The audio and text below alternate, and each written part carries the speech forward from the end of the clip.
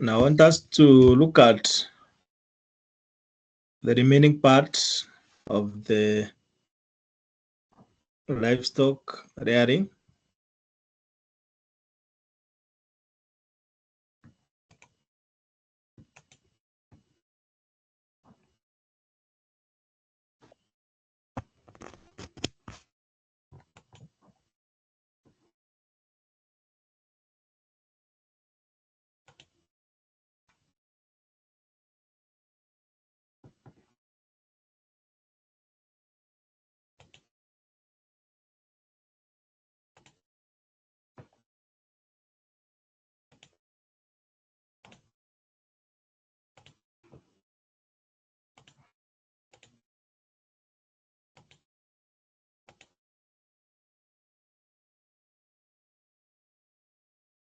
So last time we looked at some of the livestock parasite and disease control practices, and we remained with two.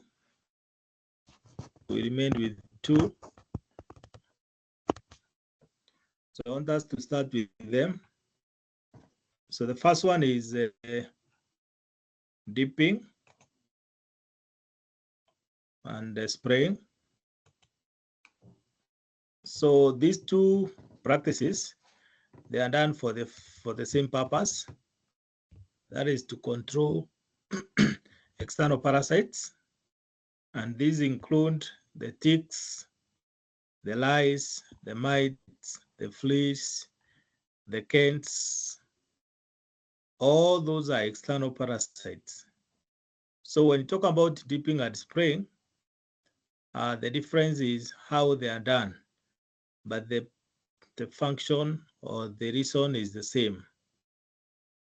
The reason is the same, to control external parasites. Now, when you're controlling ticks and the mites, we use a chemical called acaricide. So these two, we use a chemical called acaricide.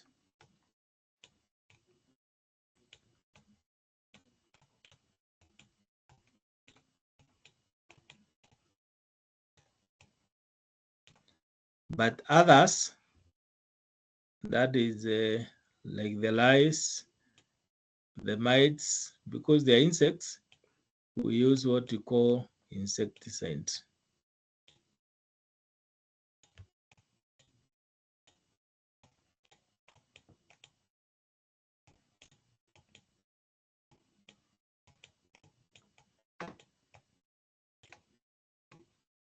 So, but they are both used for controlling external parasite. The difference is what they are used to control. So I want us to look at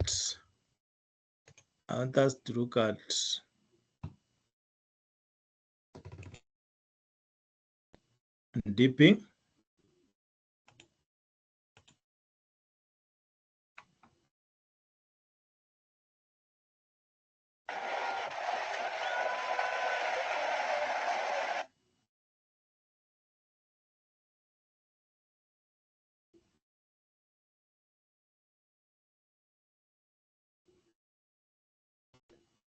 So dipping, the animal is submerged in water. It's submerged in water. So this one is like a swimming pool. This is dipping going on at Silver Sands Farm, belonging to PJ Hazard. We're just outside Kuturi, and he runs a Brahman cross Simmentala commercial herd, and we're getting rid of ticks. So that is dipping. So the animal are submerged fully.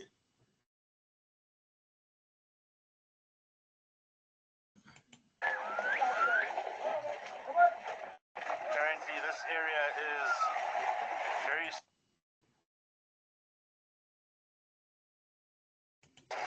to tick-borne diseases for cattle.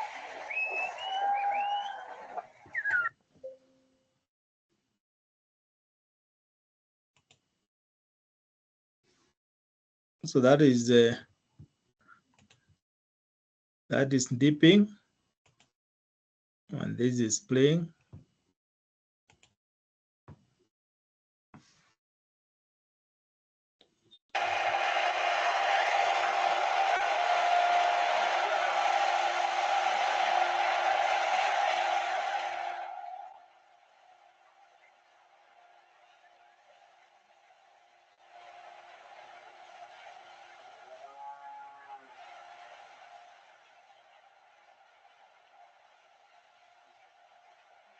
Yeah, it's shower time.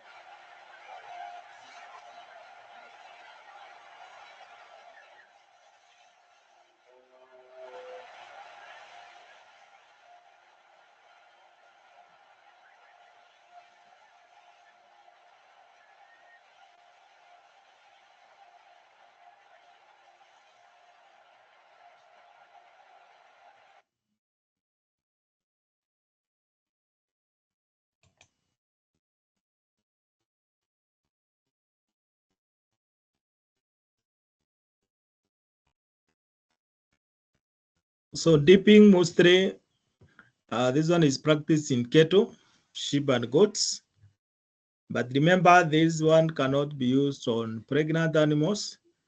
It cannot also not be used on sick animals and young animals. So the other one is sorry.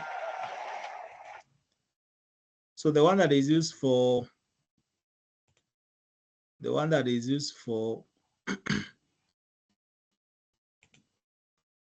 for the pregnant is the spraying. The pregnant, this one can be used in all animals, even the heavy, the pregnant, the sick, the young, they can be used.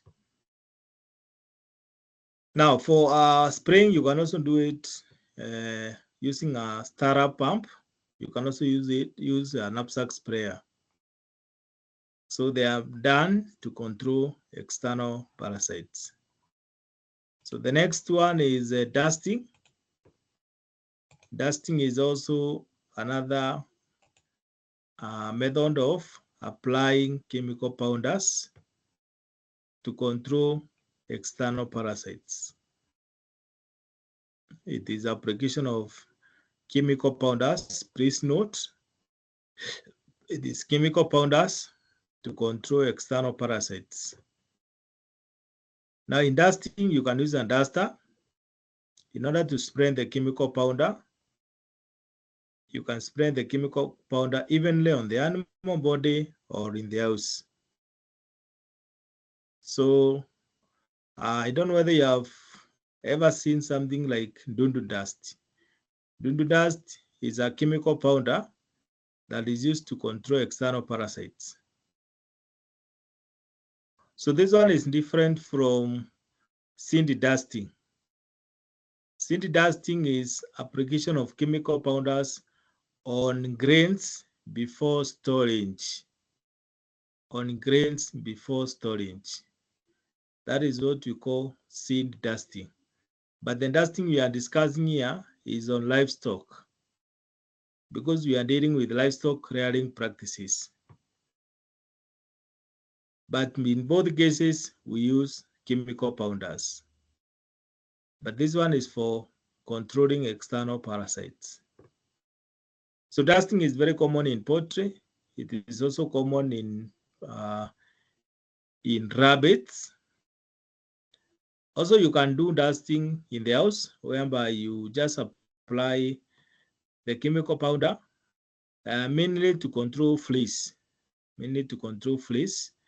which is an external parasite. So quickly, we look at how it can be done.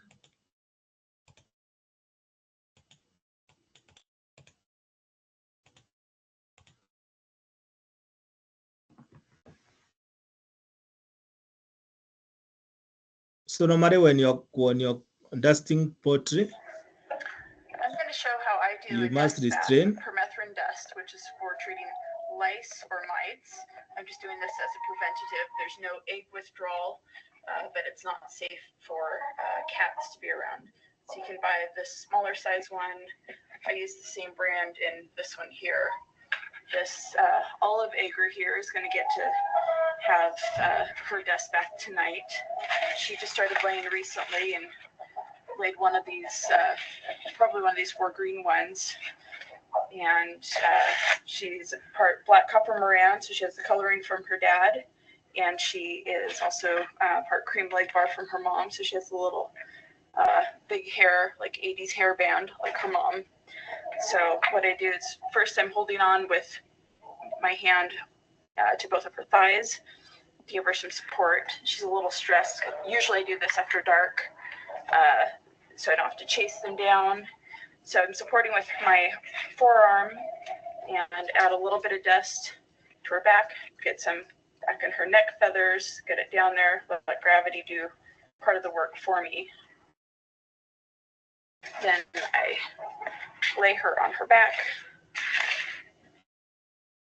I sprinkle on quite a bit, just so I can use it on some of the others, and then sprinkle some around the coop when I'm done. Just kind of lay there gently. I can massage it in. Try to get it in every little nook and cranny. Try not to get too much on her face. Struggle with it. There we go. And gets between her legs. So that is how dusting is done. Commonly done in poultry to control external parasites like lice, etc. So those are the parasite and disease control practices. So we end vaccination with trimming, deworming, docking, spraying and dipping, and then we have dusting. So I want us to move away now from that, and we look at the breeding practices. When you see the word breeding, this is mating time. So breeding practices, these are practices that are carried out to successful breeding in cattle, sheep and goats. Sheep and goats. Sheep and goats. So mostly this one is for sheep and goats.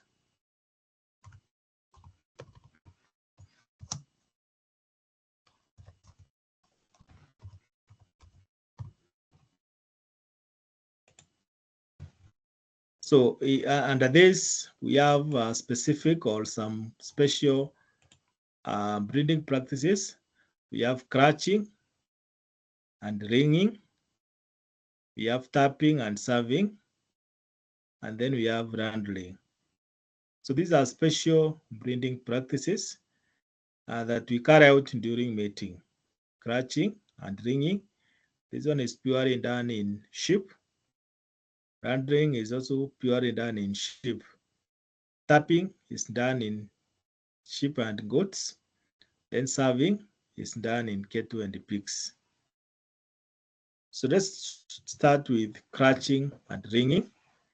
Crouching and ringing. Now under crouching, so crouching is cutting of the wool around the external reproductive organs. For example, the vulva in ewes to facilitate mating. So this one is for female, while ringing is cutting of wool around the penis sheath in rams in order to facilitate mating. So normally both crouching and ringing, they involve cutting of wool around the reproductive organs. So in ewes, it's around the vulva. In the ringing, that is the males, it's around the sheath of the penis. And it's normally done for 2 reasons. One is to facilitate mating, and number 2 is to prevent infection. Now the reason is during mating, if there is a lot of wool, that place may become wet, and that one can be a cause of infection. Again, when there is a lot of wool around the vulva or the sheath, that one will interfere with mating. So that is what we call scratching and ringing. Maybe you can watch something to do with, let's see.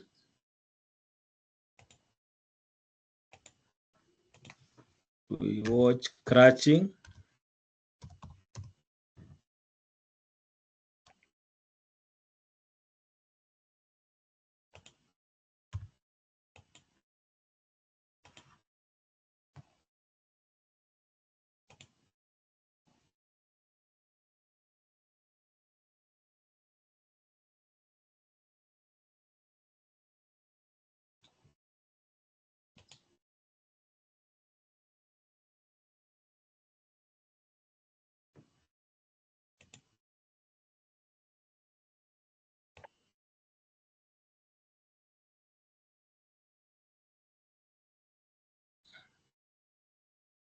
And not that one.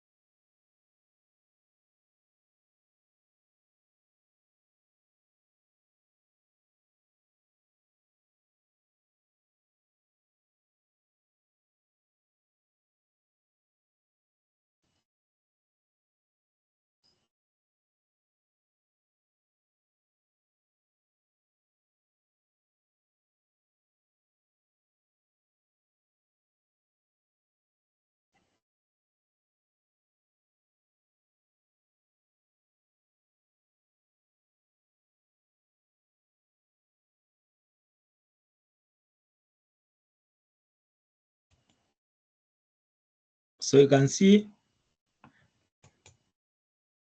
this part, the vulva is exposed now, and mating can be effective. Mating can be effective.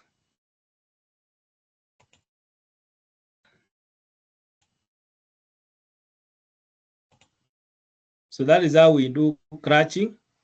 Now for the ringing is now cutting around the sheath. It's cutting around the sheath. So both of them involve cutting of wool around the reproductive organs. So that is scratching and ringing. So let's look at tapping and serving. Tapping and serving. Now tapping is mating in sheep and goats. Mating in sheep and goats. So we use the word tapping. So it is the act of mating in sheep and goats, while serving is the act of mating in cattle and the pigs. So mostly you hear people say that I've tapped my goat, I've tapped my sheep, or I've served my cow, or served my sow. It's because these ones can be used to indicate the act of mating. Now, when serving and tapping, we have some points that we need to put into place. One, for example, in ewes and goats, the ewes, the rams should not be kept together. Also in goats, the bucks and the does should not stay together during that period. So the female should be moved to the male when she's on it. So when she's on it, meaning that is the time when mating can be done. So you need to separate them, and that one will assist you even in record keeping. Now, Something else, apart from now separating, also you should match the male and female sizes. So the male and female sizes should almost be the same. Now, why do we do this? If, for example, a male is bigger than a female, then there will be injuries. So one reason why we must match the sizes is to avoid injury of small female by large males. So when a large male mounts on a small female, it can injure it. But another thing is that when we have large females and small males, then we will have what we call sexual frustrations, because now the male may not be able to mount on the female. It can also be attacked by the large female. So that's why we normally say that you must match the sizes to avoid sexual frustrations in case of a small male and a large female. Now, in pigs, mostly it's normal and advisable to mate a large female, use a younger male. So by so doing, you need to provide what you call a service crate. So a service crate will at least raise the male so that it can be able now to mount on the female. So that is in pigs. So in pigs, you can employ what you call a service crate. Now, something else to note is the ratio of males and females. So if you have, for example, in sheep, if you have 30 to 60 sheep, you can keep one male. If you have 100 goats, you can keep one male. So that's why 1 is to 35 to 60 in sheep, and 1 is to 100 in goats. So 1 is for the male, then versus the female. So that is those are points that you need to note during tapping and serving. During serving and tapping. Something else to note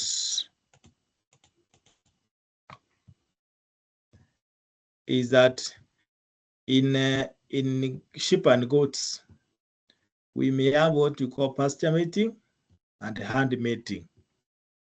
So in pasture mating, mostly this one is common in meat goats and also sheep, because we do not milk these ones. So normally what happens is that you keep the females and males together. So mating will occur when the female is on it.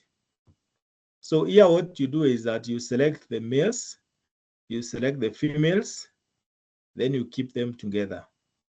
So when the females are on it, males will mate them.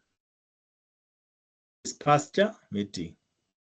Now in hand mating, you need now to control. So this one is very common in dairy goats, whereby you keep the beres. Beres, these are the male goats. They are separated from the nannies. Nannies are the mature female goats. So they are separated. They are kept in separate cages. And when the nanny are on it, you take them to the billies. Remember, you take the female to the male and not the vice versa. If you do the vice versa, the male is not used to the new environment, and therefore it may not perform well. So it's normally advisable you take the female to the males. So here, you are the one to control. So when you see signs of it in nannies, you take the nannies to the billies for mating. That is what you call hand mating and pasture mating. So pasture, we mix males and females. Then as females get on it, they are mated by those males. For the hand mating, we separate the male and female. When the female is on it, we take it to the male for mating purposes.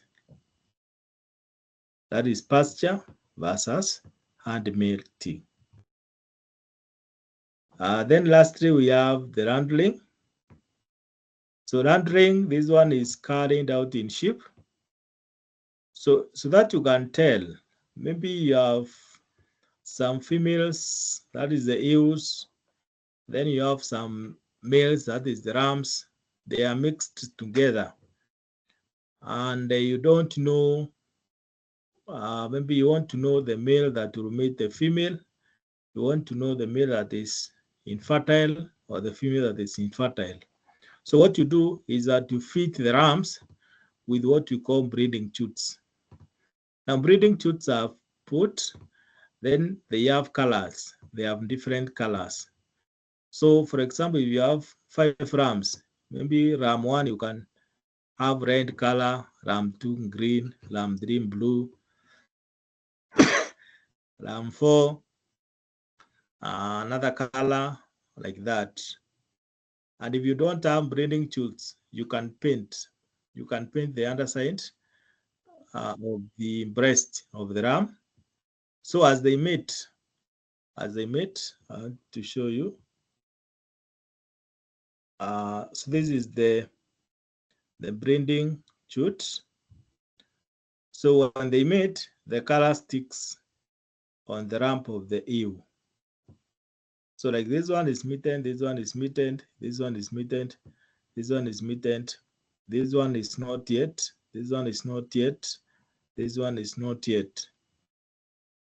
So the color is different depending on the number of males that you have. So why do we do handling? We do the handling. One is to identify the ewes that tapped and by which ram. So you will tell this ewe was mated and it was mated by which ram. Number two, it helps to identify those that have repeated heat signs. Now, normally what we do is that after 16 days, you change the color. You change the color, you apply different colors. So if you find maybe a new that was mated earlier, and then after 16 days, it has come on it again, meaning it has been mated again, then you can tell that that one has repeated heat, meaning that it did not get, it was mated, but it did not conceive. And maybe next time when you do like that after another 16 days and you find that again, the same ewe has been mated again, then you can tell you that it may be infertile. It may be infertile. Then lastly, it is to identify those that are infertile, both rams and ewes. So for example, the ewe, you find an ewe that has not been mated at any given time, or it has many repeated heat signs. That one can tell you the ewe is infertile. For the males, that is the rams, if you find maybe you have 5 rams and maybe you have maybe 100 ewes, and out of the 100 ewes that were mated, the color of a certain male did not appear anywhere, then that one can tell you that that ram is infertile. So that is those are the reasons why we do rendering, to identify ewes tapped and by which ram. That one will help us in record keeping, to identify those that render repeated heat signs, that is case of female, and also to identify those that are infertile, both female and male. So now after mating, maybe the males and females are put together. One, you can separate them to prevent further mating. You just separate them. Or you can feed the males with what we call sire sign harness. Sire sign harness, also known as canvas apron. A good example is this one. This farmer improvised one. So you can see, even if the male mounts, this chute, or no, not chute, this apron will get in between the penis and the vulva. So no mating will take place. So that is to prevent further mating, especially where you have the rams and ewes kept together. So that is tapping and service, and the reasons for doing that. The reasons for doing that. Okay. Now, lastly, we look at identification. Now, to identify is to put a mark, or to put a label on the animal in order to pay attention to that individual animal, and also to maintain proper records. So even as we have marks, maybe we have names, we have numbers. Those ones help other people to identify us. So one reason for identification is to facilitate selection and breeding. So if you want to select animal to become father and mother of future generation, you must use the identification marks. And also during breeding, and I say the breeding is mating. So when you're mating, you're going to record that animal X was mated by animal Y. So out of the many animals, you are able now to pick animal X and animal Y because there is a mark. Number two, it is facilitates record that is disease control or treatment, because you know the animals maybe by their names or by their numbers. It facilitates feeding. Remember, we seen that we have some special feeding practices like steaming up, brushing. So if you have done identification, you can tell that this animal was given this type of food this day. Then facilitate record keeping, very important. Facilitate culling. Culling is removing animals that are unwanted, maybe due to poor health, poor production, maybe physical defects, maybe poor or strong growth rate, etc. You remove them from the rest. Then lastly, it is for tracing purposes. So in case your animal is lost, maybe stolen or mixed with others, especially when they are mixed, they are grazing together, that mark that you are put on the animal can help to trace and to tell that this animal is yours. So those are the reasons for identification: to facilitate selection and breeding, disease control and treatment, feeding, record keeping, culling, and for tracing purposes. Now, there are quite a number of methods used for identification. So we have branding, we have tagging, tattooing, use of neck strap or chain, and ear notching. So first of all, we start with the branding.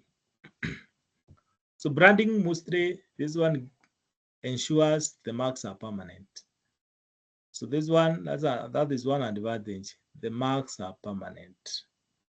So normally branding is very common in cattle, and this is where we use hot iron with the numbers or letters inscribed on them. So when you burn, those numbers are left there.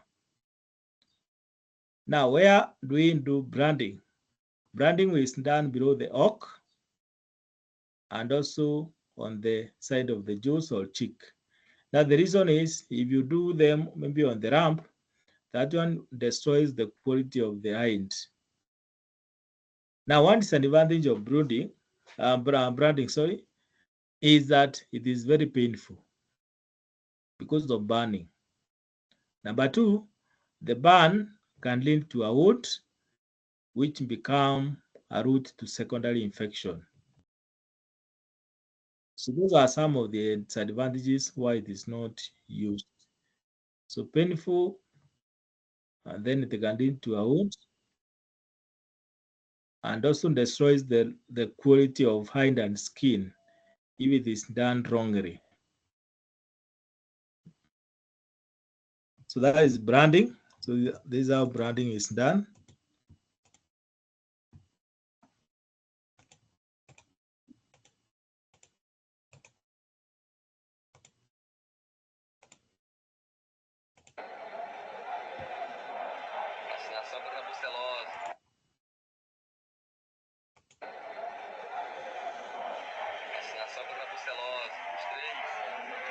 So you can see number 2 has been branded.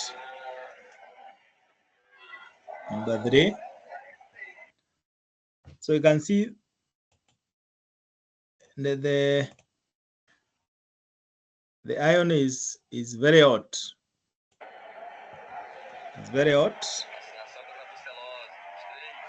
So this is the correct part. That is under the jaw, the side of the jaw.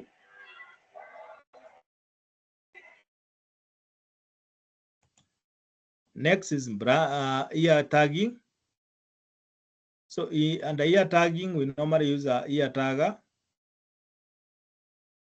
So we put ear tags. These are ear tag, and there's numbers. There's numbers. Then we normally use a ear tagger to place it. Now this one does not look like Yanocha. Let's look at Yanocha. If you look at Yanocha, it's totally different.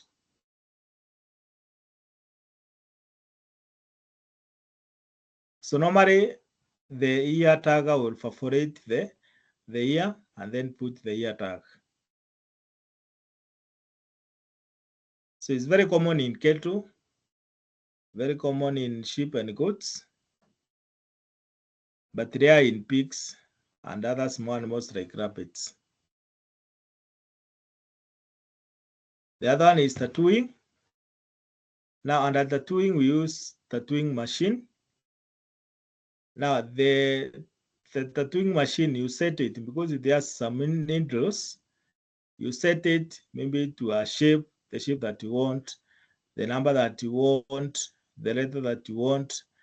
Then inside you put the ink, permanent ink or dye. Then you normally pierce, then you lift,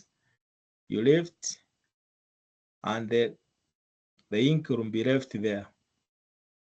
So like this one, you can see this A24. Now normally when you're doing tattooing, you choose areas on the skin where it is light colored, like the ears, the under, the muzzle. So this one is not common in cattle, for example, because it has a lot of fur. So this one can be done commonly in rabbits. Like this one is in rabbits. This is a tattooing machine. It's a tattooing machine. So that one advantage is that for the dark colored animals like Frisian, it's not applicable. For animals that have a lot of fur, again, it's not applicable. So that is tattooing. The other one is neck strap or chain. Neck strap or chain. So this is a neck strap, and it has numbers. The neck strap can be made of leather, canvas strap, or metal chain. Like this one is a leather or canvas strap with numbers.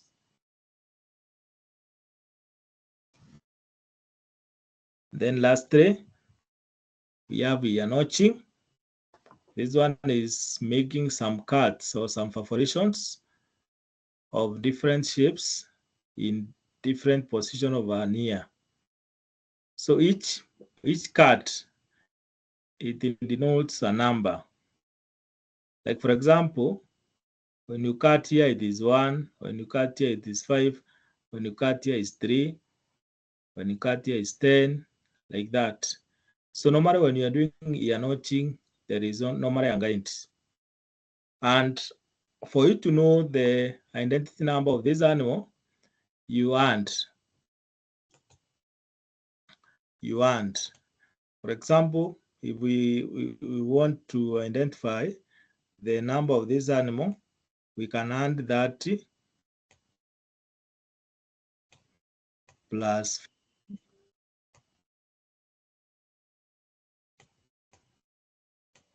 10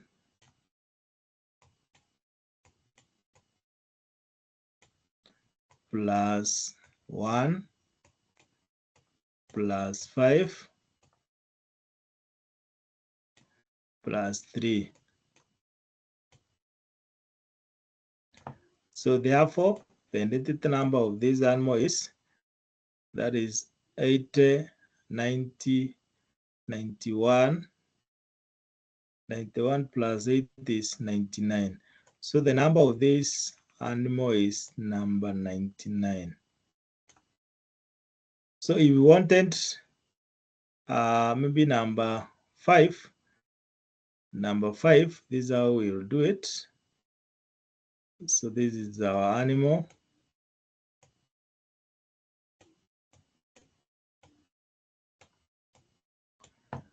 So on this ear, on the left ear, we won't notch anything.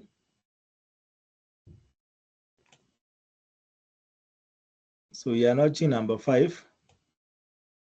So on the right ear, we will notch, we will cut here number 5. So this is 5. So that is number 5. If we want another number, maybe 66. 66, we will have our animal. So this is the face. So in this one, we are going to notch 50 and 10 to make 60. So not 10 there. We'll notch 50. So this is 50.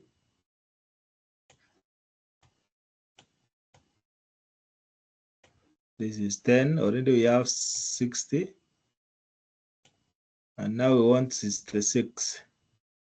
So 66, it is 5 and 1.